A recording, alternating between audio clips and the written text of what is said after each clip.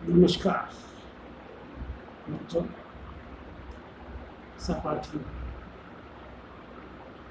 और गणित की दुनिया से मोहब्बत करने वाले।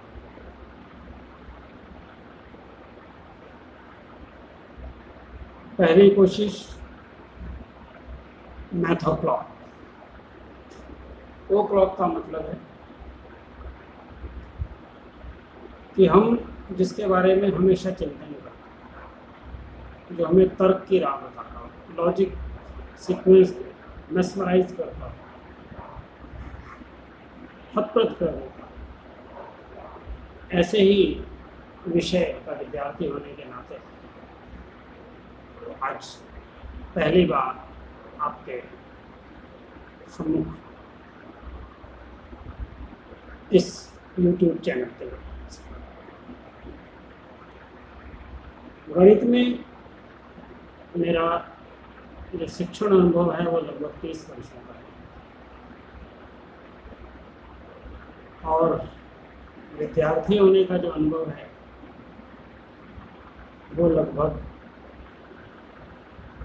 45 से 48 वर्ष। इस दौरान इस विषय को समझने और जानने के लिए मैंने बहुत से प्रयास किए, बहुत सी कठिनाइयों जो मुझे खुद मेरे द्वारा, मेरे परिजनों द्वारा, मेरे सहपाठियों द्वारा, मेरे बच्चों द्वारा जब मैं शिक्षण कार्य में वो पेश है, उन्हीं को अनुभव के आधार पर शेयर करना चाहता हूँ आपके बीच में। इस शेयर करने का जो मकसद है वो मकसद है कि आपके सामने भी ऐसी ही कुछ चीज़ें पेश आई हुई। तो आज हम एक संवाद करें और कमेंट बॉक्स में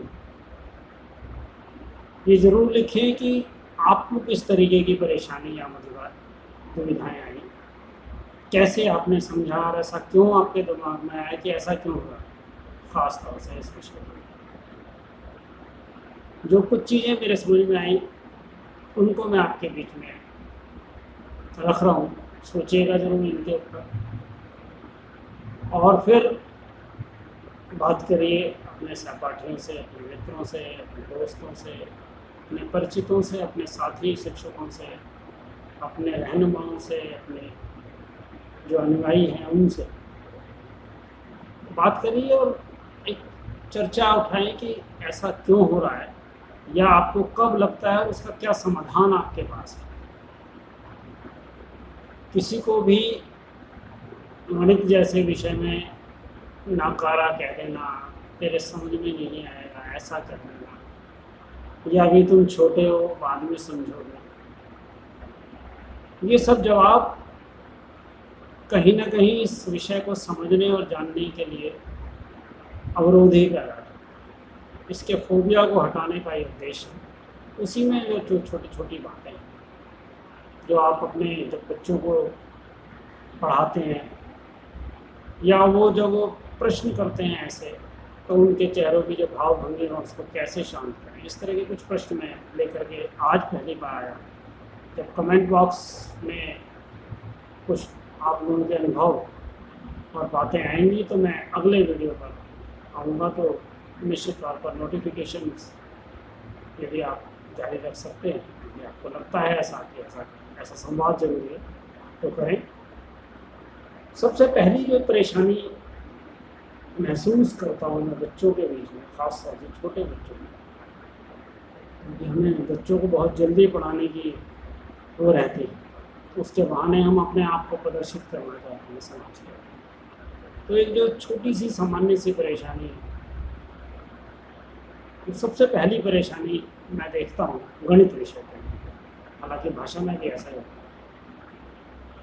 कि वो लिखा होता है 3 और उसे वो बोलता है 5।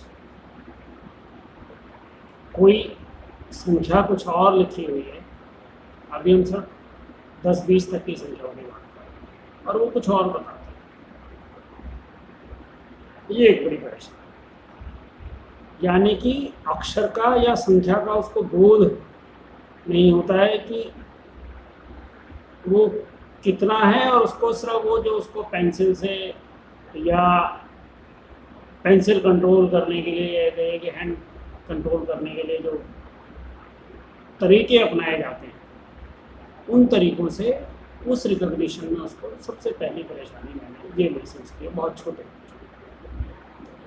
दूसरा, जब वो अंके मान को इसको समझ जाते हैं, संख्याओं को जानने लगते हैं, तब जो दूसरी परेशानी आई, वो परेशानी आती है कि उस नंबर का जो लिस्टेड वैल्यू है वो क्या है, और जो उसकी प्लेस वैल्यू है वो क्या है।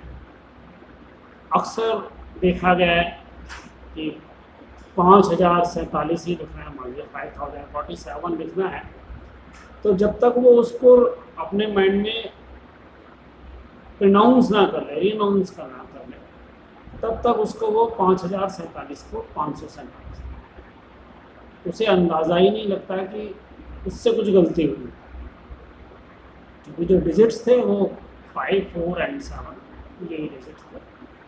ऐसी कॉमन मिस्टेक दूसरा बोलने और लिखने में दोनों में मैंने महसूस की कि ये अक्सर बच्चों को परेशान क्यों होता है, इस पर एक लंबी चर्चा हो और फिर हम आपस में विचार विमर्श करके इन समस्याओं का समाधान। तीसरा, जो उस स्तर से यदि थोड़ा सा आगे हम चले जाएं तो हम देखते हैं कि जो हमारे 4 basic operation, 4 basic operations, addition, subtraction, multiplication and division, इनमें से एडिशन एंड मल्टीप्लिकेशन की नेचर एक जैसी है, प्रकृति एक जैसी है। सब्ट्रैक्शन और डिवीजन इनकी नेचर दूसरे, और इन चारों में से देखा जाए तो सबसे ज़्यादा जो मुश्किल आती है बच्चों को, या समझने में जब आती है, जब हम भी पढ़ रहे हैं तब ये समझने में आई, डिवीज़न को। डिवीज़न हमेशा एक अलग वेटेज रखता है बाकी 3 ऑपरेशन से। जोड़ना आसान लगता है क्योंकि योग हमारी परंपरा में है, इनबिल्ट है। किसी भी चीज़ को जोड़ने से, बढ़ाने से एक प्लेजर हो जाता है, तो जोड़ना अपेक्षाकृत सरल, घटाना थोड़ा मुश्किल, गुणा करना जोड़ने जैसा ही है। तो repeated addition is called multiplication, उसमें भी आसानी हो जाती है, हालांकि उसमें भी कुछ चीज़ें हैं जिनकी मैं चर्चा करूँगा। और उसके बाद फिर जब बात भाग कर विभाजित करने की आती है, डिवाइड करने की बात आती है, तो बहुत सारी दिक्कतें छात्र अक्सर महसूस करते हैं। एक सबसे बड़ा सवाल तो हमेशा से यही रहा है कि जब हम जोड़ते हैं, घटाते हैं, मल्टीप्लाई करते हैं, गुणा करते हैं, तो हमेशा राइट टू लेफ्ट चलते हैं। यूनिट प्लेस से शुरू होते हैं, इकाई अंक से शुरू होते हैं, और फिर ऑनवर्ड्स, दहाई, सैकड़ा, टेंस, हंड्रेड्स और। लेकिन जब डिवाइड करते हैं तो बस सारे नियम भूल जाते हैं। डिवाइड हमेशा लेफ्ट टू राइट क्यों होता है, इसे भी बाकी 3 ऑपरेशन की तरह से राइट टू लेफ्ट क्यों, एक बड़ी जिज्ञासा सी रहती है। और इसका अलग अलग स्तर पर अपनी समझ के अनुसार बच्चे या हम सहपाठी, शिक्षक साथी इसका जवाब देते हैं। एक और चीज़ जो प्लेस वैल्यू और डिवीज़न का कॉम्बो ऑफर है, ऐसा अक्सर देखा गया, ख़ासतौर से 10वीं तक के बच्चों में ऐसा देखा गया कि 216 को वो 2 से भाग करने के लिए गए और वो उत्तर 18, क्योंकि उसके ट्रेडिशनल तरीक़ों से जो 216 को वो देखते हैं, 2 से देखते हैं, 2 एकम 2, ठीक है, 1 आ गया, और उसके बाद 2 × 16 तो 18 लिख करके वो, और उनको ये भी आभास नहीं होता कि एक्चुअली इसका आंसर 18 हो भी सकता है या नहीं हो सकता, उसका प्रैक्टिकल इम्प्लीकेशन। ये भी एक बड़ा चैलेंज है डिवीज़न के अंदर खास तौर से। और उसके बाद कुछ हमारी गलतियां हैं, ये कहिए कि कुछ बातों को हम बड़े कैजुअल वे में कह देते हैं, जिसके बच्चे के ऊपर जो असर होते हैं, जो जैसे वो बच्चा उसको इनटेक करता है, वो बड़ा कठिन सा होता है। उसे कैसे ग्रस्त करें? जैसे हमने कह दिया डिवाइड कर रहे हैं, छठी ऑनवर्ड कोई भी क्लास हम मान लेते हैं, और 0 से 0 कर दिया। अब वो ये बड़ा परेशान होती है उसके दिमाग में कि 0 से 0 यदि कट गई तो बीच वाली 0 क्यों नहीं कट रही है? यदि मान लो 206 को हम 20 से डिवाइड कर रहे हैं, जब 0 से 0 ही कटनी है तो फिर उसे 26/2 हो जाना चाहिए और 13 आंसर होना चाहिए। ऐसी जिज्ञासाएं, इस तरह के प्रश्न अक्सर दिमाग में जब उत्पन्न हो जाते हैं और उसका कोई संतोषजनक जवाब ना मिले, तो यही चीज़ गणित जैसे विषय को, जो कि एक बहुत प्यारा विषय है, मैन मेड सब्जेक्ट है, उसको मुश्किल बना। एक और कॉन्सेप्ट है 0 = 0, नेवर से 0 = 0। कभी भी इस बात को, यदि आप विद्यार्थी हैं, यदि आप शिक्षक हैं और किसी दूसरे की सहायता कर रहे हैं, तो never say in your class और विद स्टूडेंट्स 0 = 0। ये एक बहुत बड़ा मिसकंसेप्शन है। इसको जितना आप दूर रखेंगे मैथ्स के बारे में क्लैरिटी उतनी ही बढ़ेगी। इसी तरीके से एक हमारा टूल है एंगल मेजरमेंट, प्रोटेक्टिव, जैसे हम आम भाषा में डी, या सबसे आम भाषा में तो डी कहते हैं, चांदा भी कर देते हैं। उसके अंदर दोनों ही तरफ 0 से 180 एंगल लिखा होगा, और अक्सर होता ये है कि बच्चे को कहिए कि आप जो है 70 डिग्री एंगल बनाए, वो 110 डिग्री एंगल, मुझे लगता है कि ठीक है। और वो जब कंफ्यूज होता है कि ऊपर 110 लिखा है, नीचे जो है वो 70 लिखा है, या वाइस वर्सा, कुछ भी हो सकता है दोनों में से, तो वो कौन सा एंगल चूज करे, ये एक कॉमन परेशानी है बच्चों के बीच में। देखिए, इसी तरह के बहुत सारे प्रश्न आपके दिमाग में। एक और कॉमन, बहुत कॉमन है, 11 तक बच्चे जो स्कूल गोइंग तक, बल्कि एक हमारे साथी थे, जब हम एक सेमिनार अटेंड कर रहे थे तो वहाँ पर वो ये बात हुई कि एक बीएससी और जो बीटेक करने वाले स्टूडेंट हैं, वहाँ पर भी एक कॉमन मिस्टेक जल्दी में फ्लो में कर जाते हैं कि 1/3 + 2/5, 1/3, 1/3 और 2/5 को जोड़ करके वो ऊपर जोड़ देते हैं 3 और बटे, और नीचे को जोड़ देते 3/8।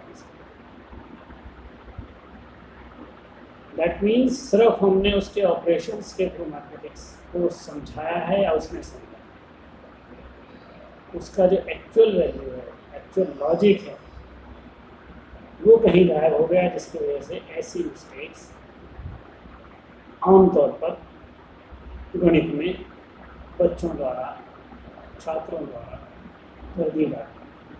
इसके लिए सिर्फ बच्चे जिम्मेदार नहीं, हमारा जो बताने का तरीका है उसमें यकीनन कोई नहीं कमी। उसी पर संवाद करने के लिए मैंने ये माध्यम चुना। आप सभी से अनुरोध है कि जो भी समझता है कि इस मैथ फोबिया को हटाना चाहिए, इस गणित पर चर्चा हो, इसके लॉजिक पर चर्चा हो, इस खूबसूरत, निहायत खूबसूरत सब्जेक्ट है, उस पर बातें हों और बच्चों के साथ एक संवाद बने, एक समझ बने, और ऐसी चीज़ों का हम उत्तर ढूंढें और बच्चों को शुरू से बताएं, शुरू से उन चीज़ के बारे में क्लियर करते रहें, कंसेप्ट क्लियर करते रहें। तो आप ऐसे ही प्रश्नों को ढूंढिए, और जब आपके बीच में अगली बार मैं जब आऊँगा तो आपके प्रश्नों के साथ और उन प्रश्नों के साथ जो प्रश्न मेरे अपने अनुभव से उठें, इन दोनों के बारे में चर्चा होगी आपसे। मुझे इंतज़ार रहेगा कि आप इस o'clock मैथ o'clock जो चैनल है, इसको बारे में o'clock समझ रख करके बच्चों तक पहुंचाने की जो मुहिम है उसमें मेरा साथ देंगे। और स्कूल मैथमेटिक्स पर जितने भी टॉपिक्स हैं, जहाँ जहाँ बच्चों को अतिरिक्त समझ देने की ज़रूरत है, उन सब में हम साझा रहेंगे। बहुत बहुत धन्यवाद। इंतज़ार करूँगा मैं आपके कमेंट्स का, लाइक्स नहीं, कमेंट्स का और प्रश्नों का, जिनको हम मिलकर के एक साथ मिलकर सुलझाएंगे। धन्यवाद।